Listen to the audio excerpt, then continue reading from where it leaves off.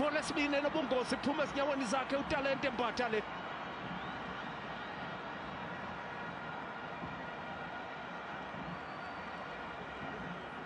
Yaqonda iDurban City kuphansi kwenyembeleka, ibhola ibivela kuMaswanganye, uTalente wayitrepa wayibeka kakuhle le ibhola. Ebeyibonile kodwa la bhola uAsare ba iyakho eliphina icala. Abe ubethwa nje ibounce yayo. Phakamile Ashraf Hendricks amadoda akade uphethe lo mcimbi uSompempe ubizwa ngubani ngoku? Wadu nayo yanqanda abaqeqeshi ngaba abaxambulisanayo ngaba abaphendulanayo macala omabini. Akaxolanga umqeqeshi Orlando Pirates, akaxolanga tu into eyenzekayo. Ukhanele bawudlalwe kabuhlungu uSipho Che Maswanganye chetha ibhola ngesithende ishiya ngaphakathi ebaleni. Izolanda ngumfuke ibizwa nguDion Hoto. uHoto nanko naye engena ngaphakathi, pasi ibhola enhle uHoto ayicoca le ibhola uSompempe set piece enikezela iOrlando Pirates. Umhlaba kaMbatha ke lo, ngumhlaba kaMfukenge lo. Ingabuhlungu into ukuba uPogenpool ngakanti isihlunu esiyekileyo uba ngaphuma kwesasiso, kungaba buhlungu kuDurban City. Abanakwazi baba ngaphulukana naye, indoda ekwaziyo ukudefenda. Urili uyipase kakuhle la bhola kuDion Hoto, wayithatha yena weza ngaphakathi wamhlaba phambi koSompempe. uDion Hoto bambeka phansi, uSompempe wathi anangayinikezelena iset piece kumadodana ayo iOrlando Pirates. Doda isabwa nguNozinti kaShafu. Kodwa mayibekwe phansi iset piece, amadoda eDurban City wafuna ubuya ngasemva kula bhola. Ade abhaqe i-yellow card uTrevor Mokoena, uba ngaba kasuki pha ukhumbula ubune yellow card. Indoda engafuna ubuya mva phezu kwala bhola.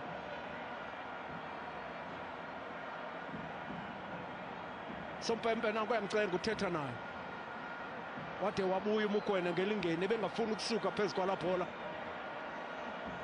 Mufukeng kuye noTalente Mbatha, amadoda akufutshane Orlando Pirates aphezu kwala bhola. Ngabo amabini zincakuba zisnipers ze-set pieces ke zazibizwe zombini. uDion Hoto ukhona naye, umkile uTalente Mbatha nodada izama ukulungisana yabala abadlali beDurban City. Mufukeng, Dion Hoto, Mufukeng abethi into ebuhlungu, wasebenza uNozinti kwakhona. Wayibona uFrederick Asante la bhola, Asare isiza wayivala, wayivala ibhola ibinamandla. Ndiyamncoma kuba uye ebaleka kula bhola, wakwazi uba ayibethe ngamanqindi ayichithe. Bakhupha uSifumba, nguye indoda engena ngaphakathi. Bakhupha uKamaduka angafumane emathuba, phosa ngesandla le ibhola iDurban City. Uqaleke ngokutshintsho bambetha phansi kwakhona wapoliswa khawuleza isusa la bhola. Tito Maswanganye ibuyisela kusibilibili, bedlalela ngasemva efuna i-build up enhle, yafika kuDion Hoto la build up. uHoto nyengeza kuTalente Mbatha, uMbatha ebezama uyibuyisela lo bhola akakwazi usuka emakini uDion Hoto. Kodwa mayibe ikona kick iOrlando Pirates iyaba ye-12 ke le kulo mdlalo xa uwonke, iyaba ye-12 le. Abawukhalela mntu bazifumene ikona kick, kodwa ngasemva uFrederick Asare, indoda segana uNozinti ubhokile uthi hayi namhlanje. Balandeli beOrlando Pirates sebethanda ukuthula abanye ngokuba madoda ukuba ngaba liyeza lizanini na. badlala la corner kick imfutshano iphakamisa uDion Hot ibhola bethwa ngenhloko Maswanganyi akasazanga noba makabethe ivoli okanye ayipase la bhola yaphinda yemke enye set pieces iOrlando Pirates ingavunanga nto ngayo yaphela imizuzu elishumi kusiqingatha sethu sesibini Ray. Still huffing and puffing, but not yet blowing them away. It's still scoreless between the Orlando Pirates and Durban City. The Buccaneers stand as prospective champions, but in order to become league champions once again for the first time in 14 years, they must win. And so far, Durban City doing everything in their might to keep the Buccaneers at bay. There's nothing normal about this fixture, let me tell you. Tito Maswanganyi crosses into the box. It's Talente Mbatas again. Mofokeng was going to knock it back to him. Didn't get to it. Look at the increased motivation from this Buccaneers team. Even Sibisi has had enough now. What a season Nkosinathi Sibisi has had. Good touch there from Mbata. Mofokeng couldn't get past the Durban City captain. Selepe. They're playing quicker now. Maswanganyi is trying to work the angle, but it's not quite there. Selepe under pressure, but deals with it expertly. Sibilibili. That ball to Oswin Apollos, not heading in the way of the Bishop Lavis baller. He would have scored more goals this season, Kamohelo Sibilibili, had it not been for that knee injury that sidelined him for quite some time. And I also have to say, it's been years since we got to enjoy a title race like this one. But that race we last got about 6 years ago now was spoiled by the pandemic. And that battle between Sundowns and Chiefs went down to the final day. This race may just be decided today as Mbata stabs it through to Dion Hotto, unable to keep it in.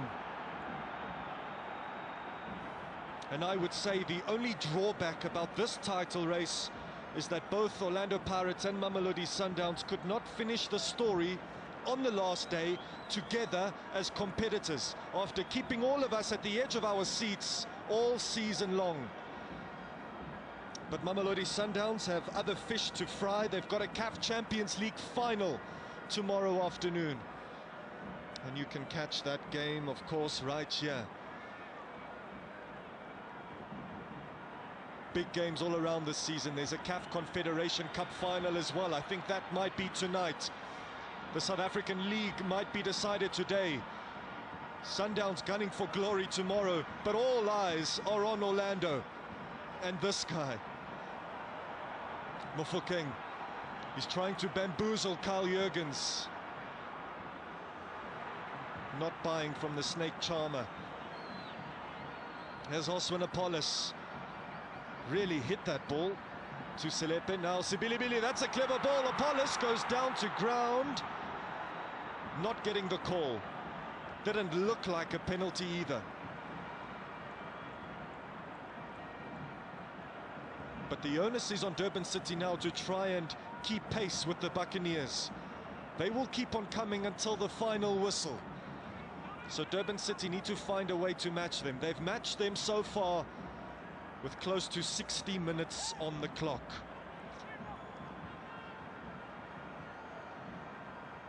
But we're yet to see them produce anything meaningful in the opposite direction. They were close to doing so there, but Siema stepped in for the Buccaneers, and he's given the ball to Dion Hotto, who's up for a run. Talente Mbata's had a good game. A few shots from outside the box. But who is going to win this league for Orlando Pirates? Are they? Are they going to let it slip away? At least for today. Let's see. Mofokeng. Still Rile Mofokeng. Dion Hotto clips it in there. Oswin Apollos, did that come off his hand? I think so. Referee Mkwanazi indicating exactly that. I think that cross might have been better suited for Evidence Makopa. Why? He cannot believe it, that it's still 0-0. But Durban City are top 8 contenders. Durban City are Nedbank Cup champions. Last season they won the Motsepe Foundation Championship. So they were never going to be rolled over today. Of course, hindsight is an exact science. You'd have expected Orlando Pirates to hit the ground running, especially early in the first half. But it's so difficult to do that against such a defensively disciplined team. And May 17, let's not forget the date, May 17, 2017, that was the last time any team other than Mamelodi Sundowns were crowned the champions of the land. Gavin Hunt's Bidvest Wits won the title that day, and they won it with 60 points that season. 3 more than Mamelodi Sundowns managed to do. But since then, over the last 9 years or so, the ribbons have been one colour and one colour alone, and that is yellow. Anana throws it into the box. Mofokeng can guide Orlando Pirates out of trouble. Carl Jurgens says at least not for now. They've hardly touched the ball, most of these Durban City players, especially the midfielders. But most of their training in the week would have been centered around off-the-ball work. And man, have they worked off the ball this afternoon. Pochenpoel goes back to the young Asare. Might we see Darren Keat in action next week for one final time? I'm not too sure, but Asare has given a wonderful account of himself. Yes, most of the saves have been rather simple because they've been so from very far away. It's just allowed Asare to have a look at the ball, see it all the way. Orlando Pirates yet to create a clear-cut opportunity. A golden chance to win this league is yet to arrive in their lap.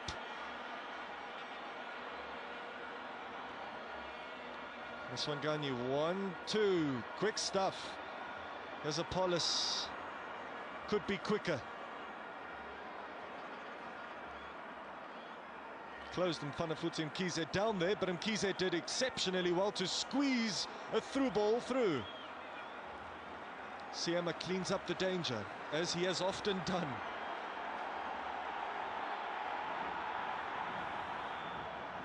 They want them heading forwards to all of these happy people in the arena today. I said at the top of the show, they will have 2 chances to win this league, but there's no better place than here, than now. Oswin Apollos maybe. Hangs his head and looks to the heavens. And now Durban City are back in all of their numbers. A wall of sky blue to beat.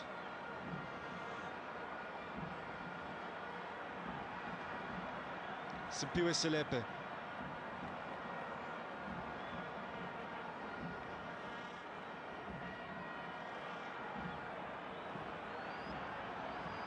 Maswanganyi now. Here's Sibilibili.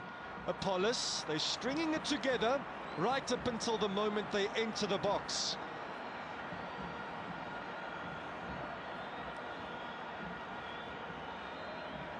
So whatever happens today, this crop of Buccaneers are history makers because their current points tally of 65, allow me to correct myself, 66 points is the most of any Orlando Pirates generation before them in a 16-team top flight team. When Pirates won the league in the early 2000s, they won with 61 points.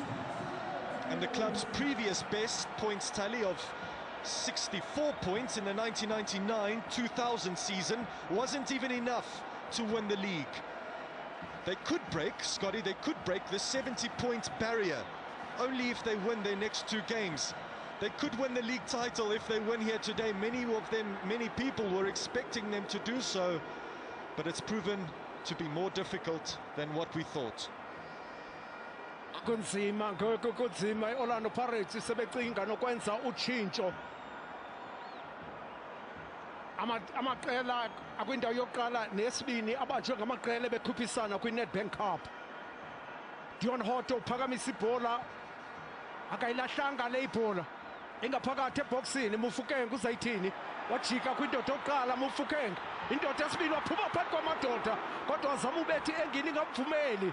Thuba le-Orlando Pirates kwakhona.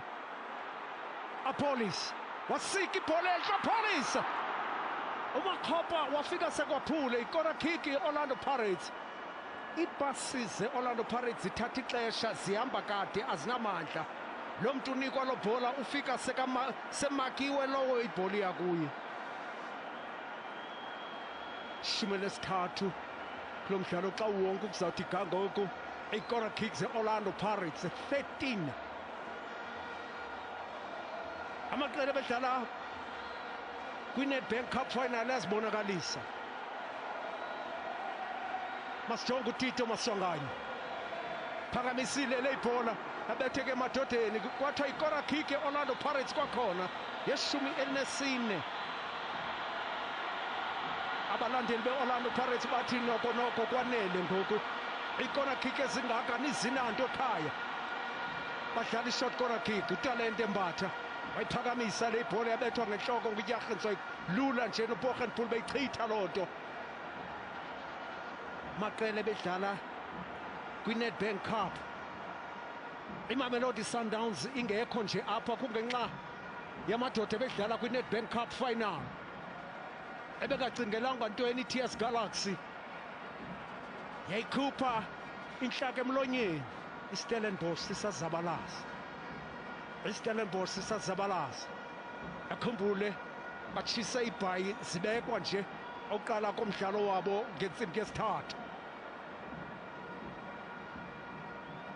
Orlando Pirates kusenzima kubo. iDurban City kwibhola ezithile abazifumene kwesi siqingatha sesibini bazibonakalisile uba Pirates singahle senze into ngezibhola, kuba ke kwisiqingatha sokuqala bebedefend.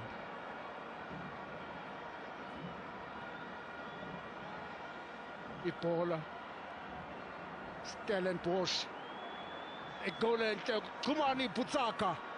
iStellenbosch ke leyo kwisiqingatha sesibini banamanqaku amabini ngoku.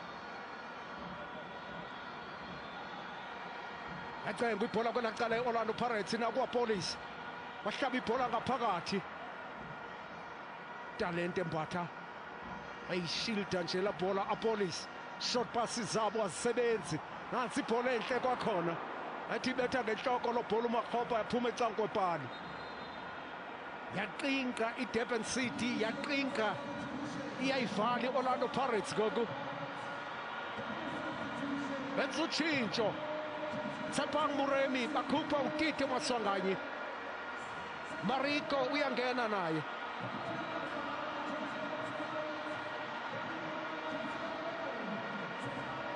Bakhupha uSilipi, uSimpiwe. Utshintsho lenziwa iOrlando Pirates. Bayaqonda uba iDurban City ayifuni nanto, ivalile ginci. uMuremi uzabaleka ephikweni, into ethetha ukuba ngoku uReilly Mufukeng uzabaleka kwa-10 mhlawumbi kulapho imfanta ziza kuvuleka khona kwiDurban City. Bola kuthiwa mayisuse ngasemva. Asare, bhola ende nenhle ka-Asare, yabethwa ngenhloko lo bhola uMariko, indoda engenamendu phaa kwesasiso Orlando Pirates. Apolis ayilwela ibhola, wayihlutha lo bhola kwiDurban City. 2-2 beyicenga lo bhola, idibana noDion Hoto. Beka phambili uDion Hoto la bhola. uTsepang Muremi bengasoze afike kuyo, ibeke kude. ipasise Orlando Pirates kukhona ukungadibani uzibuza ukuba ngaba badlala as a team na namhlanje okanye ileyo indoda ifuna isithatha sibe kuyo. Bethwa ngenhloko lo bhola yakhutshwa ngaphandle Orlando Pirates. iDurban City basafumene i-corner kick yanye kulo mdlalo. Asibuza uba i-Orlando Pirates idlala as a team na namhlanje okanye ababambisenanga njengeqela. iDurban City baze bewuqulele lo mdlalo, bayijongile Orlando Pirates bathi ewe siyavuma. Yasibethele ekhaya Orlando Pirates bathi siyavuma ngamanqaku amabini eqandeni. Orlando Pirates edla ngokuzityela itheko kumaqela se-KZN. Bhola enhle, Durban City volley, abetheka lo bhola kuDon Hoto. Orlando Pirates isengxakini ngoku, Sompempe ebesohlwayile uhlwaya iDurban City ethi lo bhola bayibekwe phansi Orlando Pirates. Amkhisi biseyikhona eboniwe kuye. Don Hoto ipasi ze-Orlando Pirates azama kakuhle. Don Hoto baphansi bayibeka kude le ipasi. Don Hoto waskorisha ibhola enhle kodwa Mashego wayibona la bhola wafika unodada phezu kwayo. Terence Mashego betheka kusibilibili la bhola ithatha Orlando Pirates. Talente Mbatha, Mariko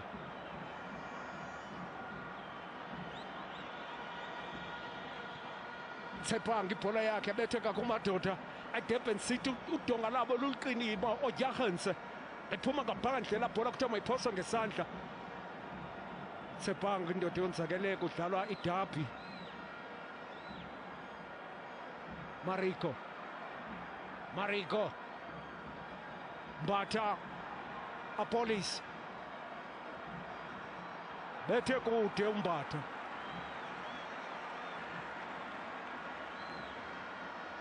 Okanye uMbatha lo mdlalo kange bawuthathe ngendlela eyiyo, kange bawuthathe serious. Uke wathi uShafula wangathi kudlalwa epractice apha.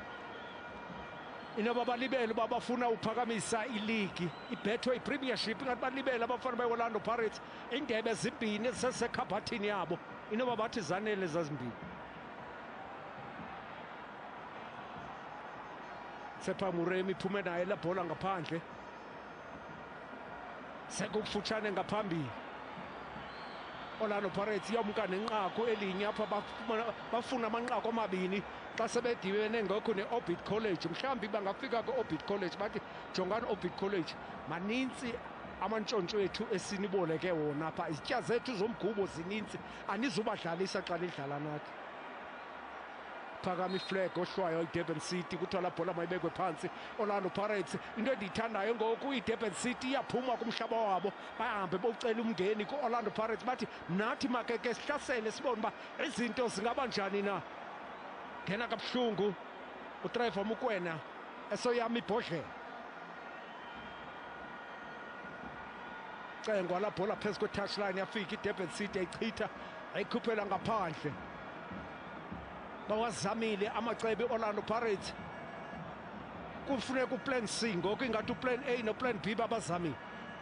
Bazamile i-short passes, bazamile ukubetha bekude, azisebenzanga zonke ezo nto. Mabazamenye ngoku uDon Hoto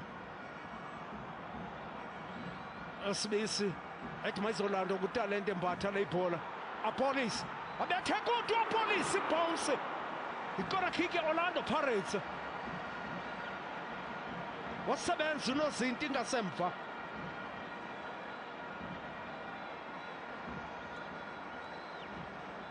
Orlando Pirates ize apha Osipho Chain bophula amarekodi, i-clean sheet ezili-19 abangophuli irekodi ye-corner kicks abazifumene kumdlalo omnye. Sikwi-corner kick ye-15 ngoku. Phakanyisiwe le ibhola, xhimfa ngezandla zozibini. Apolis wayitrep wayibeka phansi, kodwa ugqiba wayilopha kodwa izawuchithwa iDurban City. Mariko pasi ibhola enhle uMariko. Apolis short pass ka-Apolis kwakhona. Mufukeng wapasa ibhola enhle uMufukeng, ngunqanda nguthibathiba ngoku kwiDurban City ngaphakathi ebhoksini yayo. Bhola kuthiwa mayiphose ngesandla lo bhola i-Orlando Pirates.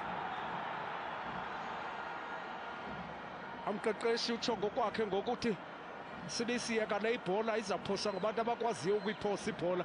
Sekufutshane ngaphambili Ray, not Orlando Pirates, not Durban City. Scotty, I think we should get ready for a roller coaster of the last 15 minutes. Orlando Pirates, the only way to become league champions today is to win here today. They wouldn't want to head to Mbombela needing to win the last fixture of their season in order to become Premiership champions. That is another world of pressure.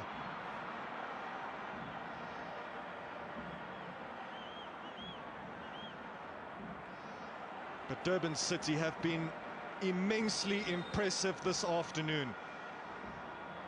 Everything that Orlando Pirates have thrown at them, the citizens have had an answer. Seems like Durban City are going to make a change, and it seems like Trevor Mokoena, his number is up, but he's going to take his time to head off the field of play, of course. What a step up he's made from the second tier up into the first division.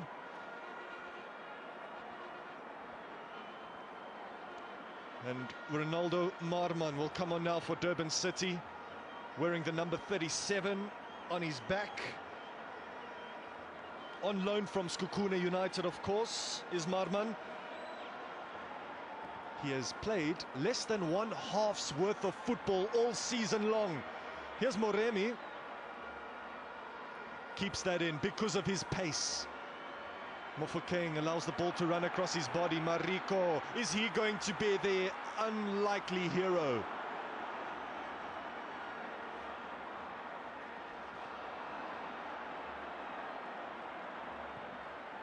Marman launches it upfield. Around 14 years ago, Orlando Pirates had Morocco Swallows chasing their tail. 14 years on, they have been chasing Mamelodi Sundowns. And 14 years ago, they negotiated a final day, very nervy fixture against Golden Arrows to win the title and to beat Swallows to the title. In fact, they defeated Golden Arrows in 2011 and then again in 2012 to win both of those league championships. But this KZN side has denied them, at least up until the last 13 minutes. Moremi lets the ball slide under his studs.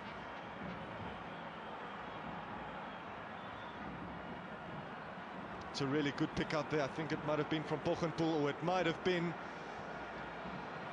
Didn't quite have the pace of the mark there, did Marman. Here's Mofokeng. If it's going to be anybody, it's probably going to be him.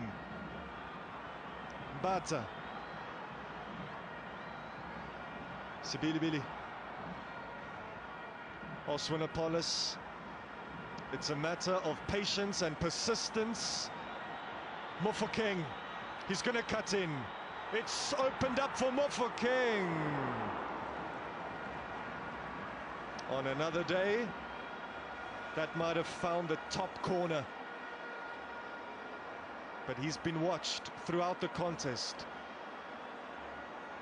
Still quite some time left to witness the goal, to witness perhaps Orlando Pirates winning this league unofficially, but you just feel that time is not on their side. I think that's the best save Asare has made all game long. He made 2 or 3 of those in the first half, made it look quite simple. Nothing simple about that one. And isn't it just incredible to think how much time has passed and how much has happened since Lucky Lekwati and Augusto Palacios lifted the Premiership title with Orlando Pirates in Durban. And what a team that was, I have to say, from Monip Josephs at the back, Siyabonga Sangweni, Lucky Lekwati at the back, of course, to a well-aged returning Benny McCarthy up top, who scored, if I have it right, 2 goals that final day. The balance of that team, the balance of that treble-winning team was perfect. And the balance of this Buccaneers team, from Sipho to Talente Mbata in the midfield and Nkosi Sibisi at the back, Mofokeng, Apollos up top, the balance is good. As I said, they have checked multiple boxes. They have met the credentials of what it means to be a champion until today. Can they wrap it up? Mofokeng, I think he was looking for the chip finish there.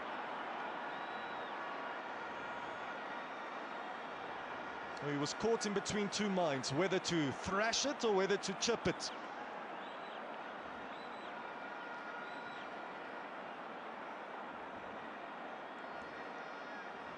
Nodada said something very interesting to the papers during the week. He said that Durban City would not enjoy this game. Turns out they have. What is there not to enjoy? One of the biggest games of the season all along. You have a chance to play in front of close to 34,000 people, with thousands more watching around the country. You have a chance to deny Orlando Pirates. You have a chance to have a say in the title race, to take it to the final day. What is there not to enjoy? But the Buccaneers feeling the pressure right now. Moremi, the delivery needs to be good. It is. Apollos got in front of his man, but couldn't land the finishing blow.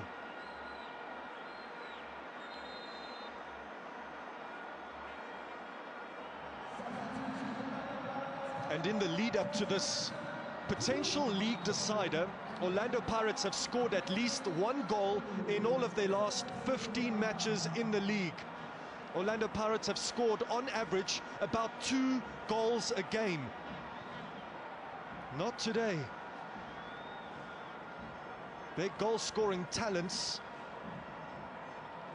have been nullified, at least up until now. Dion Hotto wasn't happy with that substitution. I don't know if you guys caught it, but he wasn't happy with Abdeslam Ouaddou taking him off and introducing Ndaba. Like-for-like change in that position.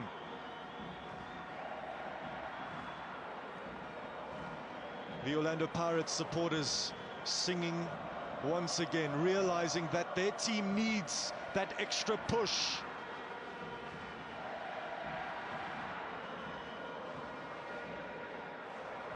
Jurgens. Mariko has got options ahead of him and picks out a very good ball to Evidence Makopa. Moremi, look at Ndaba go. Mofokeng comes in again. Nkosiko Ndaba, can he produce the assist? It's out for a corner kick.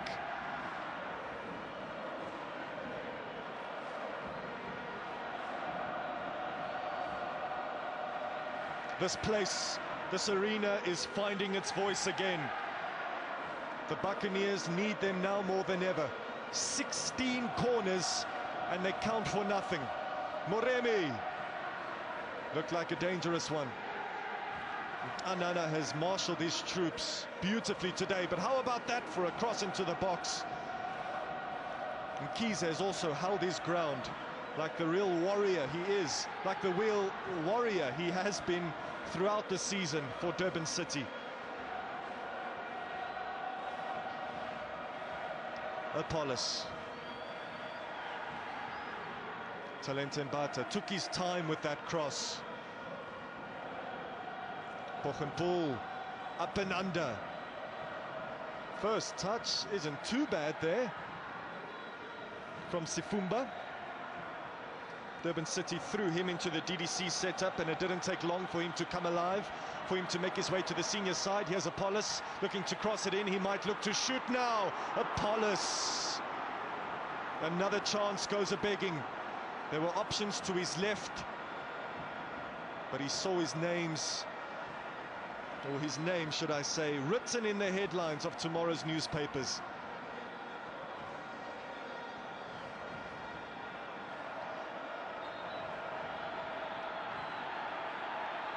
Yellow card coming here. Maybe at least. Or just a stern talking to, like a teacher to a student.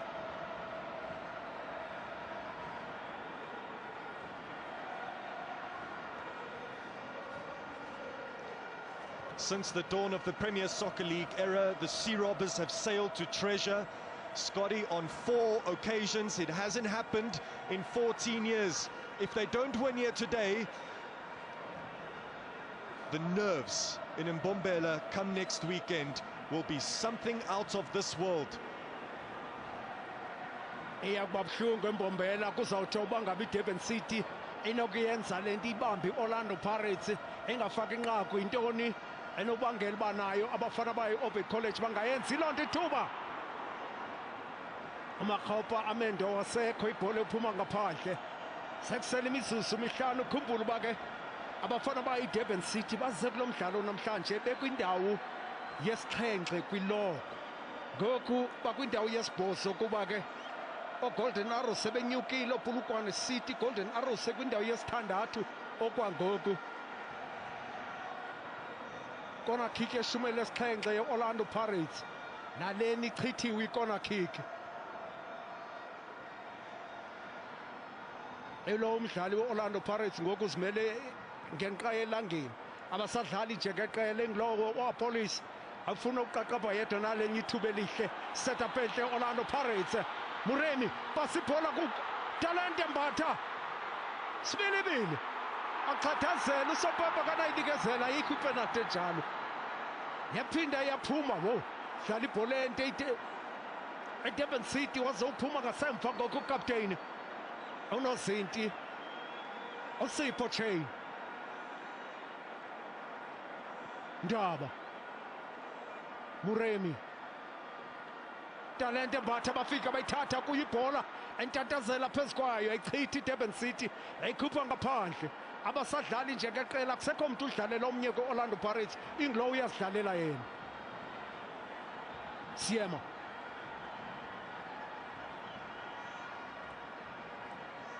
iDurban City ithi masibabambe madoda sesizawufika sesiyangena kwimizuzu engama-90 masibabambe njalo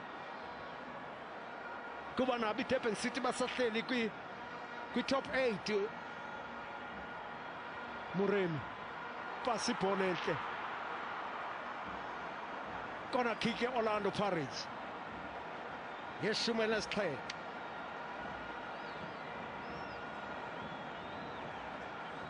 Bathi Sompempe yongeza imizuzu elishumi elinesihlanu asozibone lo ayinakwenzeka kwibhola ekhatywayo abasayazi abantu. I-corner kick yeOrlando Pirates iphakanyisiwe yabethwa ngenhloko yachithwa. Amakhopa ke bengene ngaphakathi akwabikho inhla ibonakaliseleyo kuOrlando Pirates kuba ke umhle xa kuthethwa ngenhloko kodwa namhlanje iDurban City ibachuphe bonke abadlali beOrlando Pirates yathi lona uyingozi kwibhola ezangolhlobo. Nkosikhona Ndaba Mufuke izachithwa ngokulula la bhola wenyuka phezukwayo la bhola uWasare wadogqiba isusu uWasare. iDurban City bangaba inokufumana izibhola kule mizuzu okugqibela bake bahlasele bayibonile iOrlando Pirates khona ukuncancazela okuthile xa behlasele. Nkosikhona Ndaba ephakamisa izandla ifuna le ibhola oyinikiwe ayicenga kwakhona Mufuke waphisa ngayo Mufuke ibhola kodwa Kholeza wayilwela ibhola yakhe wayifumana kwakhona. Apolice wajika indoda wathi fanga phakathi yachithwa ayipasize Orlando Pirates abe phisa ngebhola kwiDurban City phansi yathathwa la bhola Apolice kwakhona Mufuke sibilibili betheka kokubadlali beOrlando Pirates le ibhola sigena kumzuzu wama-90 waqonda umqeqeshi weOrlando Pirates ingathi ayikhona madoda alizi namhlanje elinqaku xinzelelo lizakuba kuOrlando Pirates kumdlalo zakube useMbombela wokugqibela xa bezokudlala neOrbit College. Kuba iOrbit College ingasuke ithi hayi bo sibabonile apho babotshwa khona. iOrlando Pirates izawuya kulo mdlalo isithi sifuna amanqaku amabini ekuba iwafumani lo manqaku idlala ngokulingana kube nzima kuyi-Sundowns ithi ezethu kwezithu. Mariko phakanyisa kakuhle le ibhola Amakhopa kasakwazi nesiposition ibhola sidlule enhla kwakhe nathi iDurban City nebhola ngoku bayishiya ngasemva lo bhola kodwa wafika uNkosi khona Ndaba wayinika uMariko lo ibhola uMariko wachayela ibhola enhle kakuhle Makhopa Mufukeng okwakhe wakhipha uNozinti wasebenza kwakhona uWasari chitha lo bhola iDurban City yakhawuleza yabuya iOrlando Pirates lo bhola abafuna upasa ngoku ukude uMuremi kodwa wathi nizaziyela ngokwakhe abadlali beDurban City bathi kule mizuzu mithandathu mntanami siyasebenza ngoku athi siyasebenza kule mizuzu mithandathu Durban City make bazabalaze nabo beyicenga ibhola ebezama ulobhu nozinti bembona ubuphumile kodwa mayibe i-goal kick Durban City naye zijula ujacu ngokuthi masilahlele nathi yonke into esinayo mizuzu mithandathu igoxaza losompempe sekusele imizuzu mihlanu Muremi bazipasa ibhola bazipasele straight ezinhloko zeDurban City sibelebele uMuremi kwakhona enhlokweni kwakhona zeDurban City sibelebele wafika kula bhola bafumana i-corner kick eOrlando Pirates yeshumi lesibhuzu amacebo aphelile kuMabhakaniya namhlanje ezikhulu kwibhola ekhatywayo zizile phakanyisiwe le ibhola bethwa ngenhloko bahle abafana beDurban City ezinhloko uNdaba ngaba sengxakini phangasemva akhawuleza yasebenza iOrlando Pirates uMakhopa wakhawuleza wayinqanda yonke loo nto olanda ibhola ngokwakhe ibhola ezihamba phezulu zonke iyazithatha iDurban City ukuba ngabe iOrlando Pirates isadlala ezibhola zihamba phezulu inhle iDurban City ezinhloko zonke bazibeka ezinhloko zeDurban City zichithe ngokulula ngoba izinkosi khona Ndaba ngoku Mufukeng Apolis Apolis ngoku sezidlalela yedwa bhola nebhola akasekho akasabathembi abanye abadlali abasecankwakhe ukhetha uziyela ngokwakhe ngathi ibhola kufuneka ezipasile uyakhaba uApolis aqala inhliziyo zangcangcazela Durban City babiza enza utshintsho lwabo iDurban City ngoku Mahlangu uyabiza uMarman bayamkhupha besanda kungena hayibo akafuna ukuphuma uMarman usibilibili uthi iza ndikuncedise awuthi iza ndikuncedise ndikukhuphe mntana mizuzu cengwa lapho la kwakhona iOrlando Pirates uEvidence Makhopa akusekho bhola zifumanayo pha phambili asekho ezithunyelwa kuyo zithunyelwa ezinhloko nako ezozama le Apolis nayo wayeka yahamba Mufukeng phansi koxinzelelo phansi yayithatha la bhola iDurban City Orlando Pirates yaphisa ngayo phezu ko-center line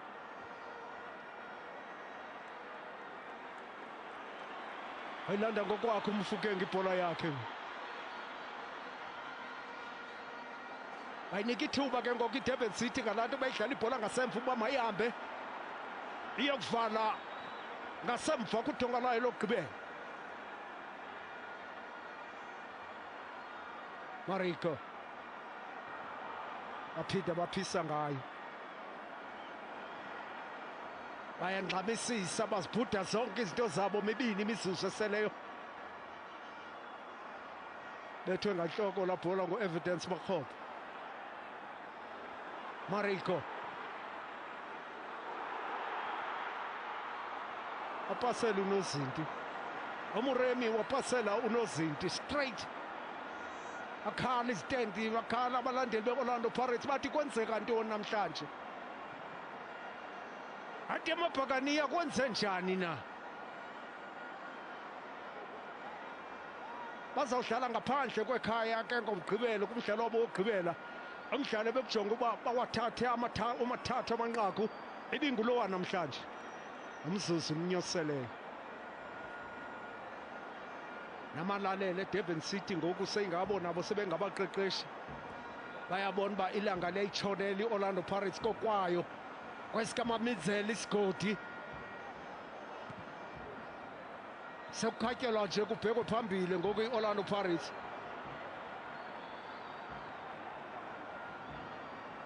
ibhola mabayiphose ngesandla iSundowns izawuthetha ne-Orbit College ithi khanenze nani khanenze ngolu hlobo lweDurban City nibabambe nani bangawafumana amanqaku amathathu phakanyisiwe le ibhola kakuhle bakhopha ayibetha lo bhola esuka phansi laphela nexesha ngoku lemizuzu emithandathu egwaxaza eDurban City unozinti angalithatha ixesha lakhe nokungane betyityizelwe umnwe ngusompempe kodwa angalithatha ixesha lakhe ngoku angalithatha ixesha lakhe usompempe uzayivuthela nangawuphi umzuzu nako jonga amaxesha akho okokugqibela phakanyisiwe le ibhola yadlala iDurban City yayivala imilomo i-Orlando Pirates nangamathuba ithuba lokugqibela lebhada abadlali njengetimu waqala uPitso wathi Sompempe amaxesha awalibelanga wathi amaxesha buthe imizuzu mithandathu sikumzuzu wesixhenxe ngoku